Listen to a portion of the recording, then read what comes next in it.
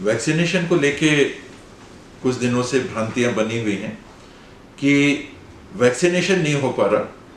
अलग अलग कैटेगरी के लोग, APL, Antyodaya, frontline workers, BPL, इस कारण से नहीं हो पा रहा, जबकि सच्चाई ये है कि वैक्सीनेशन नहीं होने का केवल एकमात्र कारण है कि देश में वैक्सीन ही नहीं उपलब्ध है। और केंद्र सरकार ने जो वैक्सीन बनाने के काम में तेजी पहले ले आनी चाहिए थी, वो अब हो रहा है।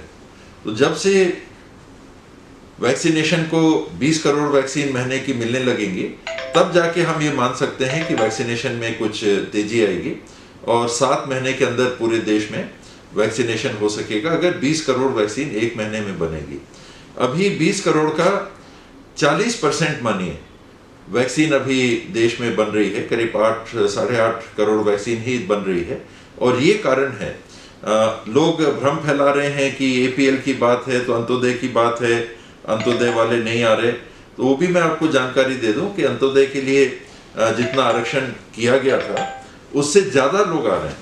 अंत्योदय के लिए जितनी प्रतिशत वैक्सीन की रखी गई थी उससे ज़्यादा लोग आ रहे हैं। अगर कम आ रहे हैं तो फ्रंटलाइन वर्कर के लिए जो प्रतिशत रखा गया था उतने नहीं आ रहे। 12% अंत्योदय के लिए रखा गया था, जबकि 13.25% अंत्योदय के नागरिक टीकाकरण कर चुके। फ्रंटलाइन वर्कर के लिए 20% रखा गया था, अभी 9.87% ही फ्रंटलाइन वर्कर सामने आए हैं टीकाकरण के लिए। लेकिन टीका किसी का नहीं रुक रहा। जो रजिस्ट्रेशन है, ऑनलाइन रजिस्ट्रेशन है, मौके पे जाके आप चाहें तो रजिस्ट्रेशन करा लीजिए, उस माध्यम से आपको तारीख पहुंच जाएगी। टीकाकरण जितने टीके उपलब्ध हैं उसके हिसाब से चल रहा है। केवल दिक्कत है तो केवल एक बात की कि वैक्सीन नहीं है, और वैक्सीन केंद्र सरकार ने अपने हाथों में ले ली है। उसके डिस्ट्रीब्यूशन वो कर रहे हैं, वो करना भी चाहिए। लेकिन जितनी वैक्सीन 18 से 45 के लिए देनी चाहिए, वो केवल राज्य सरकारों को 25% वैक्सीन उपलब्ध करा रहे हैं जो देश में बन रही है, और शेष 25% बिजनेस पर्सन्स को, और 50% खुद केंद्र सरकार रख रही है। अब समय आ चुका है कि हमारे पास 45 साल और उसके ऊपर के नागरिकों के लिए वैक्सीन रखी हुई है, स्टोर में रखी हुई है, और लोग हैं नहीं वैक्सीन लगवाने के लिए, क्योंकि 77% से ज़्यादा लोगों को छत्तीसगढ़ में वैक्सीन लग चुकी है, 45 साल और उसके ऊपर। और हमारे पास 10 लाख से ज़्यादा वैक्सीन स्टोर में रखी हुई है, और जो आ रहे हैं वही वैक्सीन केंद्र सरकार फिर से भेज रही है 45 साल से ऊपर वालों के लिए।